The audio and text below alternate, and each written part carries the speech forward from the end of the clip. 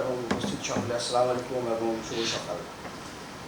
সম্মানিত সেনাবাহিনী প্রধান অলরেডি আমাদের নির্বাচনের প্রস্তুতি, পরিচালনা এবং কন্টিনজেন্সি ব্যাপারে অলরেডি বিশদ উনি বলেছেন। আমি সে ব্যাপারে বেশি কথা বলতে চাচ্ছি না। আমি খুব সংক্ষিপ্তভাবে আপনাদেরকে আমাদের বিমান বাহিনীর প্রস্তুতি সম্বন্ধে একটু বলবো, যেটা সবাই জানা দরকার।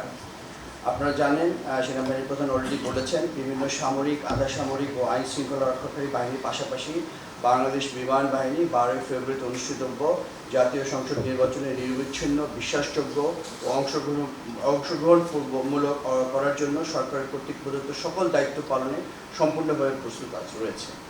এই জন্যে আপনারা জানেন বিমান বাহিনীর প্রথাগত কতগুলি দায়িত্ব আছে, যেটা আমরা সবসময় যে কোনো ইলেকশনের সময় করে এসেছি। সেটার মধ্যে আছে প্রত্যন্ত অঞ্চলে আমাদের ব্যালট বক্স এবং জনবলের আনা নেওয়া করা, বিশেষ করে হিল ট্র্যাক্স এবং আমাদের কোস্টাল এরিয়াতে। এছাড়াও যদি কোথাও প্রয়োজন পড়ে আমাদের air transportation, casualty evacuation, medical evacuation করার জন্য আমরা সবসময় প্রস্তুত থাকছি। কিন্তু এবারই আমরা প্রথমবার সেনাবাহিনীর সাথে সরাসরি মাঠ পর্যায়ে নিয়োজিত থাকবো এবং এই জন্য আমি সম্মানিত সেনাবাহিনী প্রধানকে ধন্যবাদ জানাচ্ছি যে আমরা একসাথে যৌথভাবে আমরা করব।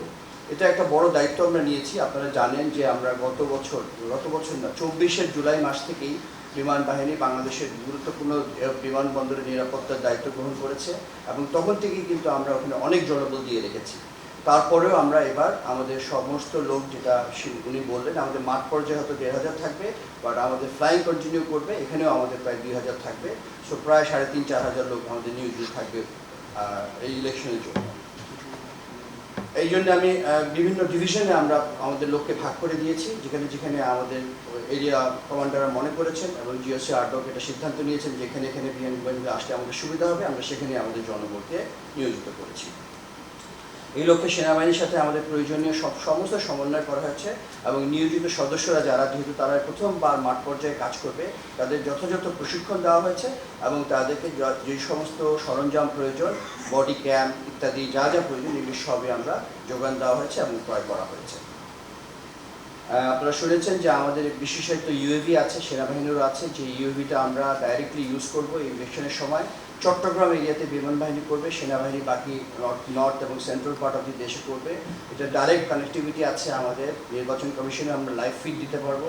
এয়ার কমান্ড অপারেশন সেন্টারে আমাদের লাইভ ফিড থাকবে এবং যে কোনো প্রয়োজনে আমরা বিভিন্ন ইন্টেলিজেন্স অর্গানাইজেশন থেকে শুরু করে অ্যাডমিনিস্ট্রেশনকে আমাদের এই তথ্যগুলি দিতে পারবো, কোথাও কোনো অসুবিধা। মানে ড্রোন মানে আমাদের আনম্যান্ড এয়ার ভেহিকল বলি, বড় আকারের, যেটা 8-10 ঘন্টা ফ্লাই করতে পারবে অনেক উচ্চতা থেকে, পুরা চট্টগ্রাম এবং চট্টগ্রাম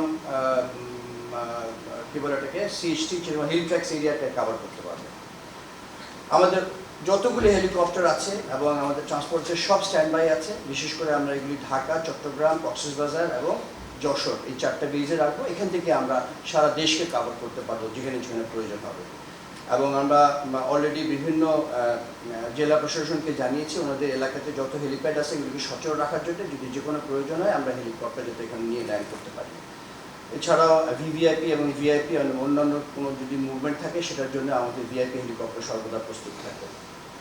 এবং প্রয়োজন অনুযায়ী ফোর্স মোতায়েনের জন্য বিমান বাহিনী কর্তৃক যে কোনো ট্রান্সপোর্টের একটা রেডি আছে। যদি অ্যাডিশনাল ফোর্স রিনফোর্স করতে হয় কোনো অঞ্চলে, সেনাবাহিনী বা জারি প্রয়োজনে, সে ব্যাপারে আমরা প্রস্তুতি রেখেছি আমাদের জন্য। এটুকুই ছিল আমার বক্তব্য। বাট পরিশেষে আমাদের প্রধান লক্ষ্য, যেটা আমি পুনর্ব্যক্ত করতে চাই সেনাবাহিনী প্রধানের সাথে, যে সুষ্ঠু নির্বাচনী পরিবেশ নিশ্চিত করতে হবে আমাদেরকে। সেই উদ্দেশ্যে সাধারণ ভোটারদের মনে আস্থা জোগাতে হবে। আপনাদের দৃশ্যমান উপস্থিতি, যারা ফিল্ডে ডিপ্লয়েড থাকবেন, সবাই দৃশ্যমান উপস্থিতি বৃদ্ধি করতে হবে। বসে থাকা যাবে না, পুনরায় বলছি একই কথা, বসে থাকা যাবে না, আমাদেরকে ডিপ্লয় করে এফেক্টিভ হতে হবে। উৎসব মুখর পরিবেশে নিশ্চিত করে ভোট পূর্ববর্তী এবং পরবর্তী সময় যে কোনো অপ্রীতিকর পরিস্থিতি রোধে আপনাদের সর্বদা বা সদা জাগ্রত থাকতে হবে।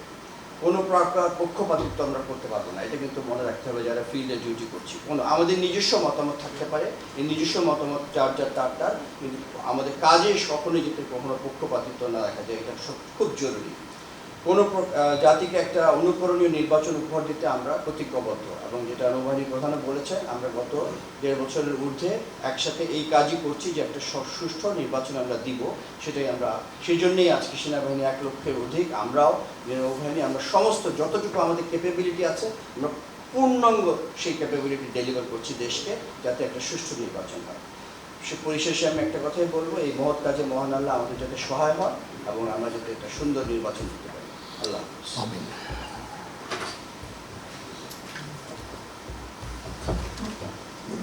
আপনাদের যদি কোনো ইস্যু থাকে, কমিশন